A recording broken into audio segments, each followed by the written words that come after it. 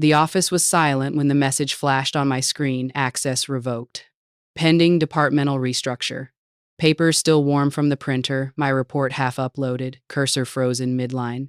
Across the glass wall, the CFO smiled into a call, his voice low, rehearsed, confident. He thought the system would forget me once my login expired. What he didn't know was that the system itself still carried my signature, quiet, invisible, waiting. Before I tell you the rest, tell me, what's the worst betrayal you've seen at work? The notice blinked twice before I realized what it was. Access revoked. Pending departmental restructure. My hands froze on the keyboard.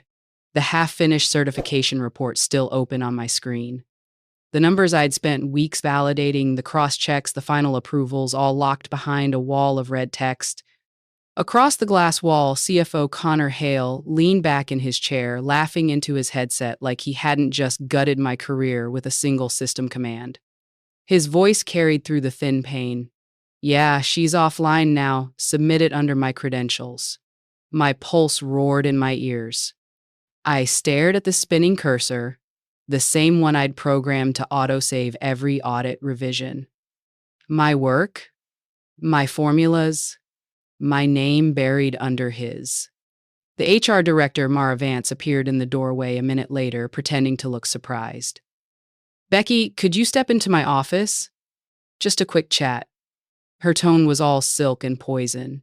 She didn't wait for an answer. I stood slowly, the room colder than I remembered. No goodbyes, no warning, just a system lockout and a smile. Humiliation has a sound. It's the click of your mouse when nothing happens, the sound of your existence erased by people who never understood how much you built. As I shut down the monitor, Connor's reflection lingered behind me, confident, smug, untouchable. I forced myself to breathe, steady and low. They thought revoking my access ended the audit. They had no idea I'd written its final line. For years, I had been the ghost in this office, the one who fixed what others broke, the one whose name never appeared on the slide deck but whose code carried every decimal. When the firm launched its financial integrity module, Connor Hale called it a departmental triumph. He didn't mention that I'd built it alone, line by line, in the silence of late nights while others went home. I still remember his speech at the quarterly meeting.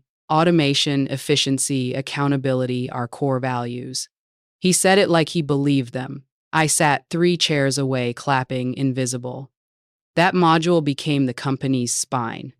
Every transaction, every report, every regulatory file passed through the algorithm I'd written. It caught discrepancies others missed, calculated exposure levels faster than any external tool. When the auditors praised it last year, Connor took the credit with a modest smile. He said, "My team works magic." But there was no team, just me. My salary never reflected it, my title never changed, but the system knew. It carried my digital signature buried deep in its framework, a verification key only I understood. The company's rise was built on my precision. I kept quiet because I believed integrity mattered more than visibility. But over time, silence began to rot. I saw the patterns, the way HR delayed my reviews, the way Mara rewrote performance evaluations with phrases like highly dependable in her current role instead of ready for leadership. Dependable was a coffin word. It meant I could be trusted to stay small. When Connor hired 2 new associates to modernize compliance, I trained them. They copied my spreadsheets, my macros, my audit shortcuts. One of them joked, "You should patent your brain." I laughed, but that thought stuck with me longer than it should have. I started saving every version of my work in parallel, one for the company servers, one for me. I wasn't plotting revenge then, just self-preservation. My files became my diary, a record of how much I gave to a system that would one day pretend I never existed. Sometimes I'd watch Connor stroll through the office, charming the board with numbers I'd verified, data I'd protected. He moved like a man untouchable. But even kings bleed when their crowns are audited. I knew the company structure inside out, the dependencies, the hidden formulas, the fail-safes I'd built to keep regulators satisfied. I also knew its weaknesses, where Connor cut corners, where Mara buried documents, where the data integrity checks depended entirely on my encryption key. I'd designed the system to be bulletproof against fraud, but I'd never imagined I'd have to use it against my own leadership. Still, every late night spent cleaning their mess became an archive of proof. I wasn't just a name in payroll. I was the architecture beneath their empire, the invisible firewall holding back collapse. They thought they owned my labor. They never realized I'd quietly authored the language that defined their survival. And when the time came, that language would speak for me. It started with a single memo marked urgent. Connor Hale sent it late on a Friday, copied to the board and half the finance team, announcing that the company would expedite its annual certification to impress investors before the quarter close. I read it twice, my stomach tightening. Expediting a compliance report was like skipping the landing gear before takeoff. Every line item required verification, cross-reference, and reconciliation, and he just ordered it all compressed into 2 days. By Monday morning, the air in the office felt electric forced optimism laced with dread.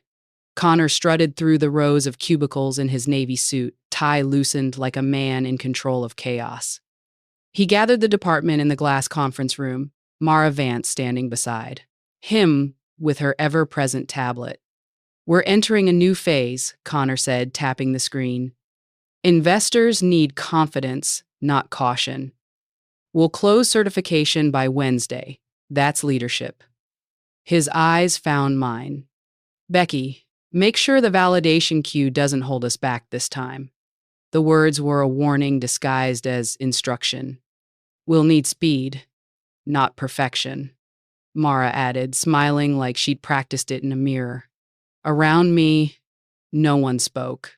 I could feel the tension shift, people afraid to object. They all knew the system depended on the checks I'd built, but no one would say it aloud. Connor continued, "Once this report clears, we'll restructure the department to streamline operations." There it was, the word restructure, again. Translation? Layoffs. It was the same script he'd used last year when 3 senior auditors vanished from payroll. He ended the meeting with his favorite phrase, "Perception drives valuation." I left the room with a quiet knot in my chest, knowing perception was about to destroy everything real. That afternoon, the alerts began to flood my inbox, forced overrides, skip checkpoints, falsified timestamps. Connor was manually approving sections of the audit I hadn't finished verifying. He wanted the report clean on paper, not accurate in truth. I sent him a private message. "These entries haven't cleared the FIM sequence. The data will fail regulatory checksum." His reply came seconds later. "Then, remove the checksum." My fingers hovered over the keyboard, disbelief and anger fusing into something sharp. The checksum wasn't optional, it was the fingerprint of authenticity. Remove it, and the report became fiction. But Connor didn't care. He wanted the illusion of stability before the investor call, not the integrity behind it. Later that evening, I saw Mara in the break room whispering to him, her tone low and intimate. She glanced toward me through the glass wall eyes, flicking down to her tablet. Within minutes, my calendar invites vanished, my system permissions downgraded one by one. When I tried to access the compliance dashboard, it timed out. They weren't even subtle anymore. I understood the play: get the report out under Connor's name, lock me out, call it restructuring. What they didn't realize was that the module they were overriding had its own memory. Every unauthorized change left a trace. Every skipped approval flagged in an encrypted log no one else could see. Connor believed he could outrun accountability with charisma and spreadsheets. He didn't know the system he was abusing had been written by someone who never forgot. Long before that memo, I'd started building my own kind of insurance. It began as quiet curiosity, a single folder on my home desktop labeled Consulting Research. Inside it, I drafted what would later become Alden Integrity Group, my independent auditing entity. At first, it was nothing more than a side project, a way to study third-party compliance structures. But over time, it grew teeth. I registered it quietly under a neutral holding name, opened a small business account, and obtained a limited auditor's license. No fanfare, no announcements, just a signature and a firewall between their world and mine. My reasoning was simple. I'd seen how people like Connor operated. They treated rules as scenery, something to decorate their narratives, not foundations to stand on. I wasn't naive enough to think integrity alone would protect me. So, I built a safeguard into the code itself. When I wrote the financial integrity module, I embedded an encryption layer, a unique verification key that confirmed authenticity with the state audit board's database. It was invisible, nested in the metadata of every certified document. Without it, no report could be recognized as valid by any regulatory system. I called it the Alden verification key, though no one else knew it existed. Officially, it was a checksum algorithm tied to a digital certificate. Privately, it was my fingerprint, the final line of defense against people who thought truth could be rewritten. The company didn't pay for that key, I did. I purchased the certificate through my own entity because the firm refused to upgrade its security budget at the time.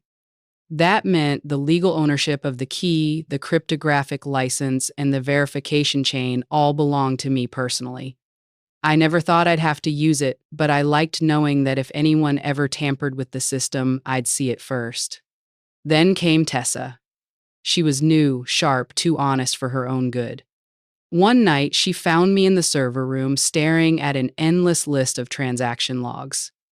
"You're not really watching logs for fun, are you?" she asked, half teasing. I didn't answer, but she noticed the tension. "They're pushing something through, aren't they?" I exhaled. "They're rewriting the timeline." Her jaw tightened.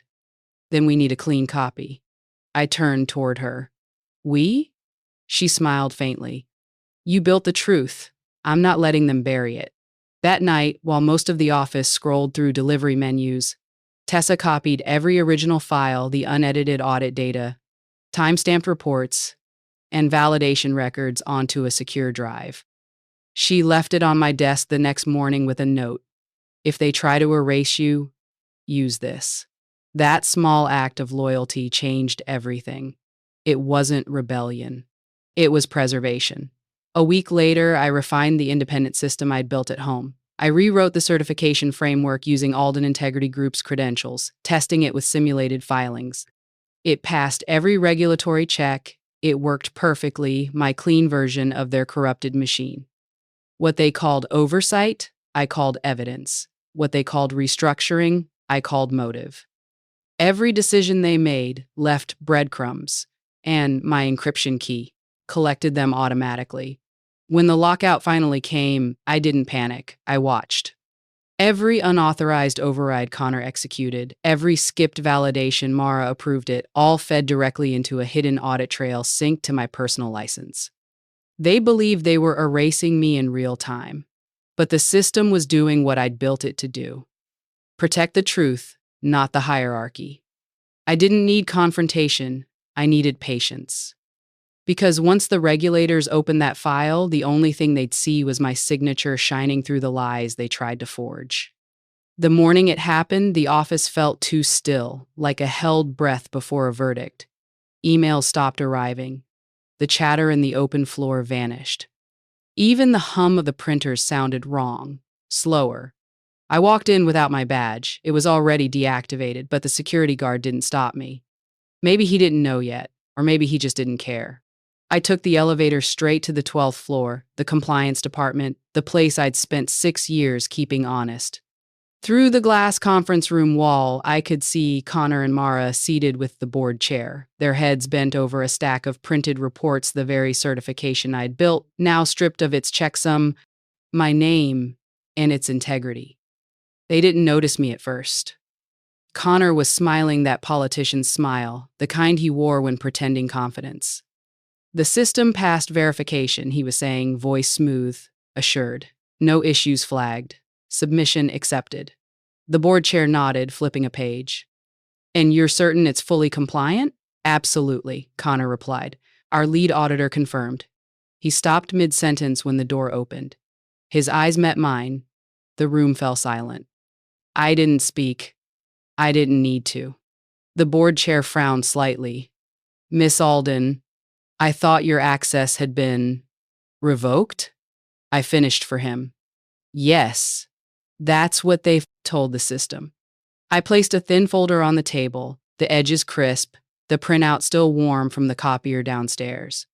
This is the version of the report the State Audit Board received this morning, filed under Alden Integrity Group, validated, verified, approved. Connor's face drained of color. You know, I cut in softly. The system did. It followed the chain of ownership, and the verification key belongs to me. It always did. The board chair's brows knit together as he looked between us. Is this accurate? Mara tried to interrupt, voice brittle. This is highly irregular. Irregular, I repeated, like using my formulas without my signature, or submitting unverified statements to regulators? That's not irregular, Mara. That's fraud. The silence was heavy enough to feel. Connor reached for the report in front of him, scanning the pages like they might rewrite themselves. You don't understand, he said finally, his tone cracking under the strain. We needed this done fast. The investors didn't need lies, I said. They needed truth. That's what the checksum was for, remember? The one you told me to delete? I stepped closer. Every override you issued, every validation you skipped, every timestamp you altered, it's all in the audit log. The real one. The encrypted one. The board chair's gaze sharpened. Connor, is that true? He stammered. She's twisting this. I opened my folder again and slid out a single-page verification notice, embossed with the regulator's seal. This is the official acknowledgement from the State Audit Board. They rejected your submission at 8:12 this morning. It failed authenticity validation. My version, submitted at 8:14, was approved. Mara's hand flew to her mouth. Connor's jaw locked. The board chair exhaled slowly. We'll have to suspend the report until this is reviewed. It already is, I said, quietly. The regulators called me 10 minutes ago. They're opening a full investigation. The air shifted. Even the fluorescent lights seemed colder. Connor pushed back his chair so suddenly it scraped the floor. You'll regret this, Becky. I met his glare. No, I'll document it. He stormed out, his confidence collapsing in real time, while Mara stayed frozen in place, her tablet screen dimming in her hand. The board chair gathered the papers like they might burn him. Miss Alden, he said after a long moment, you've created quite a situation. No, I replied evenly. They did, I just made sure the truth was still visible. He gave a curt nod, half respect, half fear. By the time I left the building, the news had already broken. State Audit Board invalidates corporate certification after integrity failure. I stood on the sidewalk, the wind sharp against my face, the city roaring around me, and for the first time in years, I felt weightless. Not victorious, not vindictive, just clean. They'd spent years burying my work under their signatures. Today, the system they abused finally spoke my name out loud. By the end of the week, the firm looked like a building that had survived an explosion still standing, but every wall cracked. The board issued a formal statement calling the situation an internal miscommunication regarding compliance procedures.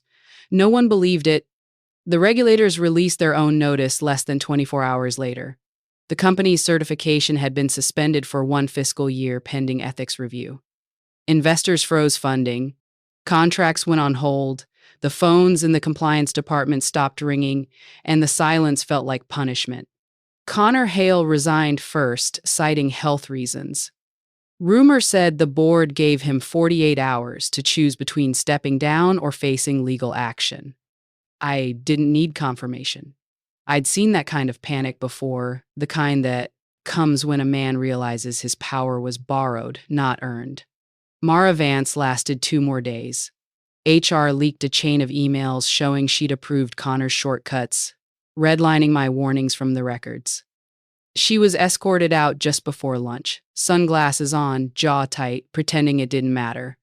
But the thing about people like her is that they only exist when someone else's name is on the line. Without Connor, she vanished like smoke. The internal memo announcing both departures landed in my inbox, even though I was no longer an employee. The irony made me smile.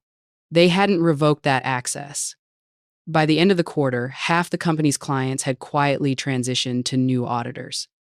Two of them reached out to me directly, asking if Alden Integrity Group could handle their filings until the firm recovered. I didn't say yes right away. I waited for confirmation from the state audit board, which arrived in the form of a brief, unemotional message. Alden Integrity Group listed as verified third-party certifier. That line meant everything. It wasn't praise, it wasn't apology, it was acknowledgement. In compliance, that's the purest form of justice. Documented recognition. One afternoon, Grant Whitmore from the state board called to personally commend my actions.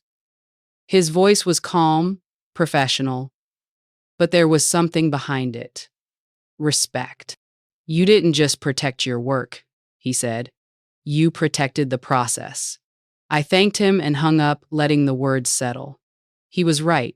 This wasn't revenge. It was restoration. The firm had tried to rewrite the truth, and the system had simply refused to cooperate. Every rule they ignored became the rope that tied them down. Every signature they faked became evidence. I didn't need to raise my voice or make threats. I just had to let their own paper trail speak. Justice, it turns out, isn't loud. It's procedural. And when it arrives, it doesn't ask permission. It just files the report. I never imagined the silence after collapse could sound like freedom. The week after the investigation closed, I moved into a small co-working office downtown. No plaques, no receptionist, just clean light and the faint hum of machines that finally belonged to me. I hung one thing on the wall, the printed screenshot of my termination notice. Access revoked. Pending departmental restructure. It sat framed behind my desk like a museum piece, a reminder that control, once stolen, can always be reclaimed. Alden Integrity Group started quietly. The first client came from a referral, a mid-sized manufacturing firm burned by false certifications. They didn't need promises. They needed truth. Then came two more, companies tired of shortcuts, looking for stability over spectacle. I built each contract myself, transparent clauses, no fine print, no hidden power plays. When I signed my name on the first official invoice, I paused a second before pressing send. For years, I'd watched men like Connor treat compliance like camouflage. Now, I treated it like armor. Tessa joined 2 weeks later. She walked in carrying her laptop and a box of energy bars, the same grin she'd worn the night she handed me the backup drive. So, she said, are we rebuilding the industry or just making it honest again?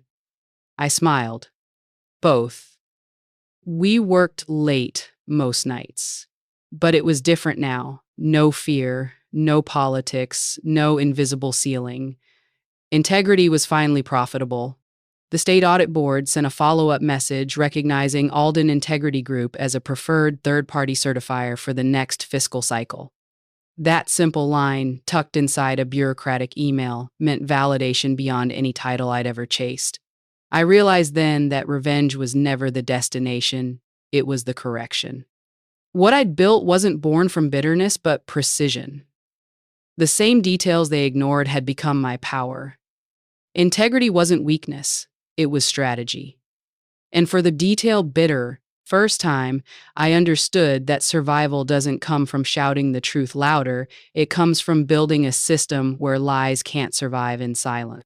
Morning light spilled across my desk, glinting off the edge of the framed notice behind me.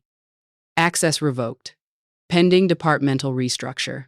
The words that once ended everything now watched over what I'd built.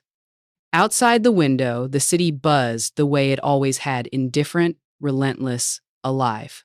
On my screen, a new email waited from the state audit board, renewal contract approved. Simple, clinical, perfect. I took a sip of black coffee, letting the moment settle. The firm that once erased me had lost its certification, its leadership, and its reputation. Mine was growing, one honest report at a time. There were no speeches, no apologies, no revenge announcement, just balance restored. Tessa's voice echoed from the adjoining room, asking if I'd seen the new client inquiry list. I smiled. Add it to the queue, I said. She laughed softly, and the sound felt like a closing chapter. I looked once more at the framed notice, its red letters faint under the sunlight. They thought they deleted my access, but they had only triggered my beginning. I whispered the words that had become my private promise. They revoked my access. I rewrote the login. And this time, the system answered only to me. I used to think survival in the corporate world depended on visibility, being the loudest in meetings, the most agreeable in chaos, the one who stayed late enough to be noticed. But I learned the opposite is true. The loudest often move fast and fall faster. The quiet ones, the builders, the detail keepers, the ones who document everything, carry the real leverage. My downfall wasn't when they revoked my access. It was when I realized I'd given them years of quiet loyalty with no record of my ownership. My rise began when I decided to protect my work with the same precision I gave my audits. This story isn't just about revenge, it's about preparation. Corporate systems reward shortcuts until those shortcuts meet a wall of accountability. Connor and Mara's arrogance wasn't unique, it's systemic. They believed compliance was paperwork, not proof. But systems don't forget. Data tells the truth when people won't. And in the end, patience paired with evidence always wins. When I refiled that report under Alden Integrity Group, I didn't scream for recognition. I let my documentation speak. My success wasn't built on rage, but on readiness. That's the quiet kind of power no one sees coming until it's too late. How to get started today. Keep a clean personal archive of your work. Date it, protect it, and back it up. Build habits of documentation. Details are armor against misrepresentation. Don't rush to react, pause, prepare, and plan before confronting wrongdoing. If you create value, structure it legally and ethically under your own name where possible. In a world that glorifies noise, let your proof do the talking. Comment below if you've ever been underestimated and hit subscribe so you don't miss the next story where silence turns into strength.